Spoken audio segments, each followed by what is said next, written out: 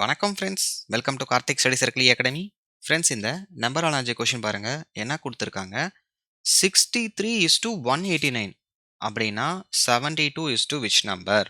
Okay, இது ரொம்ப இம்பார்ட்டண்ட்டான லாஜிக். ஓகேவா? ஃப்ரெண்ட்ஸ், 63லேருந்து எப்படி 189 கொண்டு வரலாம்? 63யை 3ஆல் மல்டிபிள் பண்ணுங்க. So 3 3s are 9, 6 3s are 18. Okay, into 3 பண்ண வந்துருச்சா? இதே லாஜிக் இங்கே தான் அப்ளை பண்ணும். அப்போ 72வையும் 3ஆல் மல்டிபிள் பண்ணுங்க.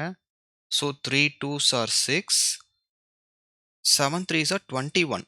ஸோ 216. ஆப்ஷன் பாருங்க, எங்கேயாவது 216 இருக்கா?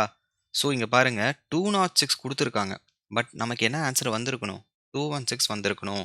கிளியராக இருக்கா? அப்போ இந்த லாஜிக் இல்லை. உடனே நம்ம என்ன பண்ணணும்? உடனே மல்டிப்ளிகேஷன்லாம் நம்ம கரெக்டாக பண்ணியிருக்காம யோசிக்கக்கூடாது. லாஜிக்கே நீங்கள் மாற்றணும். கிளியராக இருக்கா? இங்கே வாங்க. 63 இருக்கா ஃப்ரெண்ட்ஸ்? 63லேருந்து எப்படி 189 வந்திருக்குன்னா, நல்ல லாஜிக் மட்டும் நல்லா நோட் பண்ணிக்கோங்க. 63யை 3ஆல் தான் மல்டிபிள் பண்ணியிருக்காங்க. பட் அந்த 3 என்னன்னா, இந்த 63யோட டிஜிட்ஸ் இருக்குல்ல, அதை மைனஸ் பண்ணிக்கிறாங்க. 6 - 3ன்னு. கிளியராக இருக்கா ஃப்ரெண்ட்ஸ்? ஸோ 63 × 6 - 3, அதுதான் அந்த 3.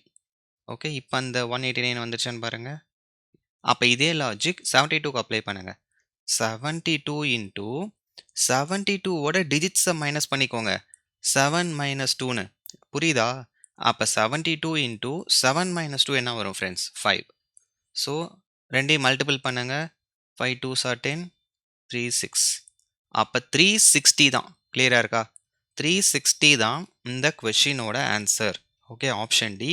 பட் வாட் எவர், லாஜிக் தான் முக்கியம் ஃப்ரெண்ட்ஸ். ஓகே, இந்த மாதிரி லாஜிக்ஸ்லாம் தொடர்ந்து ப்ராக்டிஸ் பண்ணிக்கோங்க. ஓகேவா ஃப்ரெண்ட்ஸ்? தேங்க்யூ.